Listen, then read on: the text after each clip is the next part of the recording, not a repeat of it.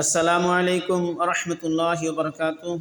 সম্মানিত শ্রোতাবিন্দু, আল্লাহ রব্বুল আলামিন কোরআনে কারিমের 13 নম্বর পারা 14 নম্বর সূরা আলী ইব্রাহিমের 7 নম্বর আয়াতে আল্লাহ রব্বুল আলামিন বলেন, বিসমিল্লাহির রহমানির রহিম, ওয়া ইয তা'আযানা রাব্বুকুম লাইন শাকারতুম লা'যীদান্নাকুম ওয়া লাইন কাফারতুম ইন্না আযাবি লাশাদীদ।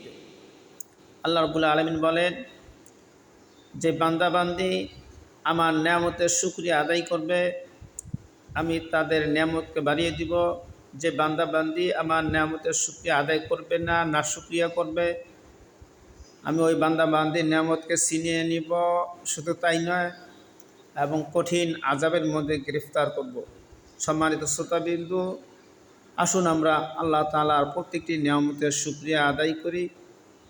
আল্লাহ তাআলা আমাদের সকলকে সঠিক জানার, বুঝার, আমল করার তৌফিক দান করুন। সকলে বলে আমিন।